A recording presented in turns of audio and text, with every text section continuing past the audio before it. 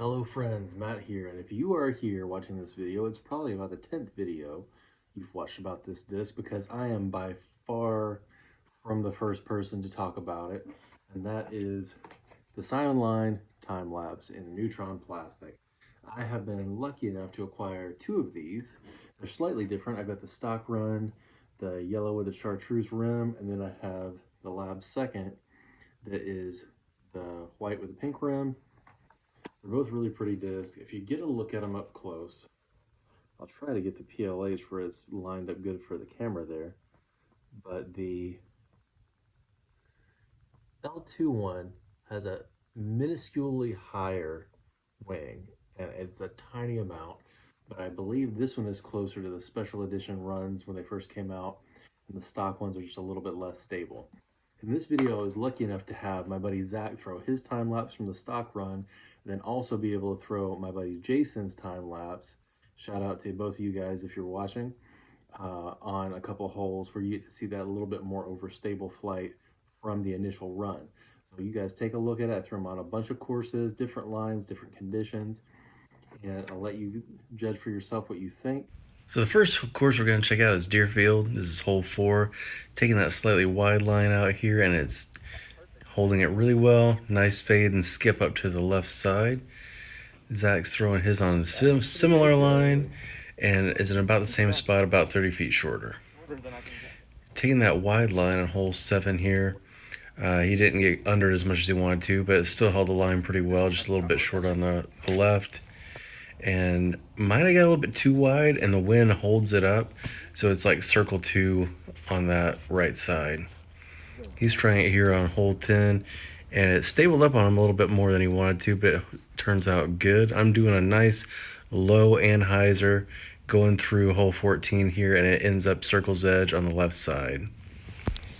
Trying it on hole 18 here, I do a big forehand flex, and the flight was actually pretty nice, but it clips that tree and knocks it down pretty early in the flight. A little disappointing, but you can get up and down from there. Trying again on 19, going over all this water. The shot looked great. It did everything I wanted to, and all of a sudden it skips several times, even on the wet ground. And I think we all had a pretty good laugh about that one. Stayed in bounds, though. Trying it on forehand, hole 3 at Etowah. Super cold day today, and stays over on the left side. You can see in this next one I'm tucked off a little bit, but that's a usable shot. Just doing a little pitch out flex with it, so I was too lazy to get another disc, and from the normal position that'd be parked. On 17, the wind holds it up a little bit, but it still manages to skip into circle 2. This is Jason's limited edition time lapse from the initial release, throwing it on 18 at Deerfield again.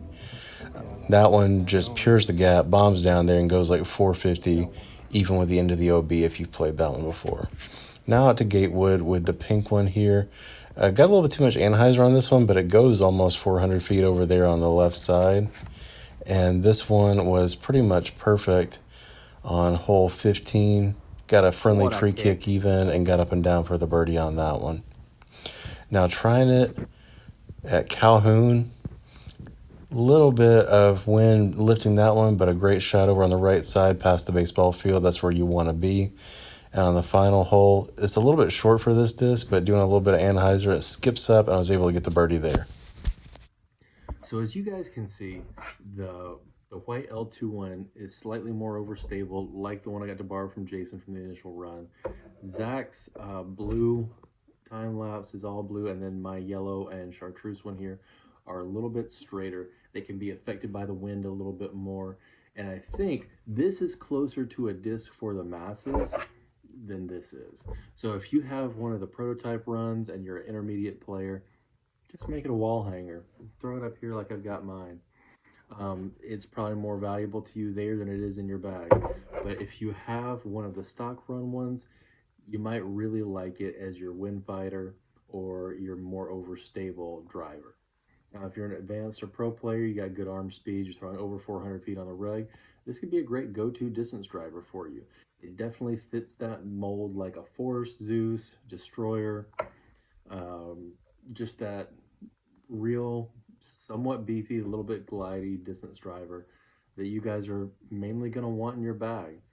It doesn't quite fit what I want from that slot, I throw 2 different discs in that slot. That's typically, I'm looking for a forehand disc that's a little bit more overstable than this one, more like that to a little bit more than, like a Warhorse, Beefy Force, something like that, Ballista Pro, where it's got some glide, but you can really pump on it hard. And then for my backhands, I actually like something a little bit less stable than this even. I could use this and it'd be fine, but I use D2 Pros in the 160s, or now the Carnivore that I have from Reptilian has taken a lot of those shots. So as that beats in, that's become my go-to backhand disc. So if you like that slot, check one of these out if you haven't already. I do feel like it's a valid disc. It's really well done. Simon did a good job giving Brad and Chad the parameters, and he got what he wanted. He got MVP distance driver with some dome, and I know that's what he's been wanting the whole time. So I hope you guys enjoyed the video. Thank you for watching, and I hope you enjoyed all the different courses and holes we got to throw. Hope to see you in the next one.